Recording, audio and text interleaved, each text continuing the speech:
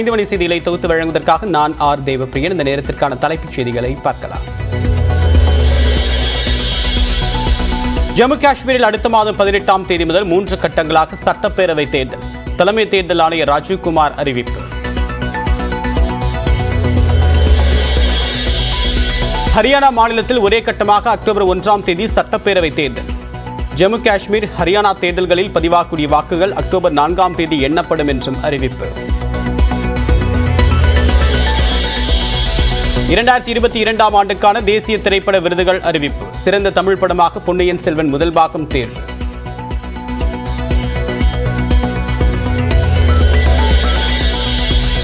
சிறந்த பின்னணி இசையமைப்பாளர் விருதுக்கு ஏ.ஆர். ரஹ்மான் தேர்வு. சிறந்த ஒலியமைப்பு, சிறந்த ஒளிப்பதிவுக்கான விருதுகளையும் பெறுகிறது பொன்னியின் செல்வன்.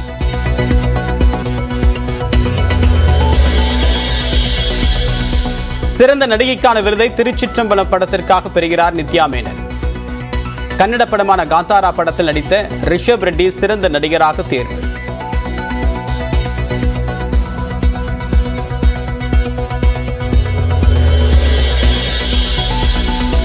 சிறந்த நடனத்திற்கான விருதுக்கு திருச்சிற்றம்பலம் படத்தின் மேகம் கருக்காதா பாடல் தேர்வு. விருதை பெறக்கூடிய ஜானி மாஸ்டர் சதீஷ் கண்ணன்.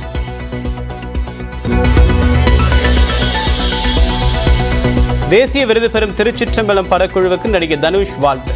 நித்யா மேனனுக்கு விருது கிடைப்பது தனக்கு தனிப்பட்ட வெற்றி என்றும் கருத்து. சிறந்த சண்டை காட்சிக்கான விருது KGF 2 படத்திற்கு அறிவிப்பு. தமிழ்நாட்டை சேர்ந்த அன்பு, அறிவு சகோதரர்கள் தேர்வு. தேசிய திரைப்பட விருதுகளில் ஆதிக்கம் செலுத்திய தென்னிந்திய திரைப்படங்கள். மலையாளத்தில் ஆட்டம், கன்னட மொழியில் காந்தாரா, KGF படங்கள் விருதுகளை குவித்தன. அமெரிக்கா சென்றாலும் அரசையும் கட்சியையும் கவனிப்பேன்.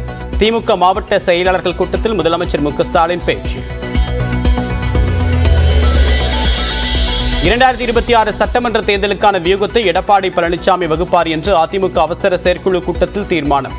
மக்களை வஞ்சிப்பதாக மத்திய மாநில அரசுகளுக்கும் கண்டனம்.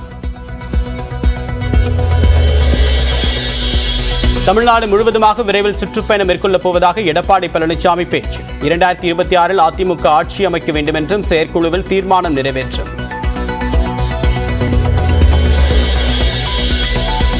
செந்தில் பாலாஜிக்கு எதிரான வழக்கில் சாட்சிகளிடம் விசாரணை தொடக்கம். குறுக்கு விசாரணைக்காக வரக்கூடிய 22ஆம் தேதிக்கு வழக்கை ஒத்திவைத்தது சென்னை முதன்மை அமர்வு நீதிமன்றம். தஞ்சை மாவட்டம் பட்டுக்கோட்டை அருகே நீட் தேர்வுக்கு தயாராகி வந்த மாணவர் தற்கொலை. 2 ஆண்டுகளாக தேர்ச்சி பெறாததால் விரக்தியில் விபரீத முடிவு.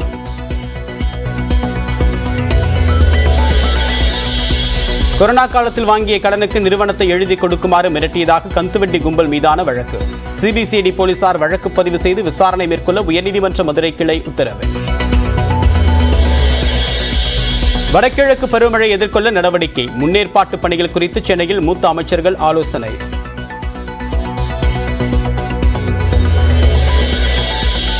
சென்னையில் மதுரையில் இணைப்பு சக்கரம் பொருத்தப்பட்ட ஸ்கூட்டரை பெற மாற்றுத்திறனாளிகள் நீண்ட நேரம் காத்திருப்பு. நலத்திட்ட விழாவில் போதிய ஏற்பாடுகள் செய்யப்படவில்லை என்று பாதிக்கப்பட்டவர்கள் புகார். கொல்கத்தாவில் பயிற்சி மருத்துவர் வன்கொடுமை செய்து கொல்லப்பட்டதை கண்டித்து சேலத்தில் பேரணி. நாடு முழுவதும் நீடிக்க மருத்துவ மாணவர்களின் போராட்டம்.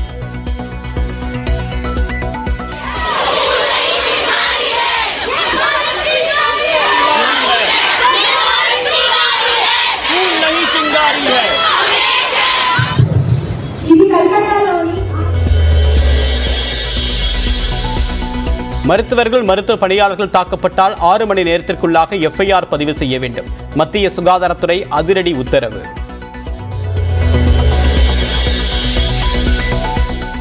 விண்ணில் பாய்ந்தது புவி கண்காணிப்புக்கான EOS 8 செயற்கைக்கோள். வெற்றிகரமாக புவி சுற்றுவட்ட பாதையில் நிலைநிறுத்தம். Flex nozzle for pitch and yaw steering. Fin tip actuation for the passive roll control. பிரதமர் நரேந்திர மோடியுடன் வங்கதேச அரசின் தலைமை ஆலோசகர் முகமது யூனுஸ் தொலைபேசியில் பேச்சு. இந்துக்கள் உள்ளிட்ட அனைத்து சிறுபான்மையினரும் பாதுகாக்கப்படுவார்கள் என்று உறுதி. சென்னையில் கோலாகலமாக நடைபெற்ற நியூஸ் 18 தமிழ்நாடு மகுடம் விருது வழங்கும் விழா. பல்வேறு துறைகளை சேர்ந்த ஆளுமைகளுக்கு கௌரவம்.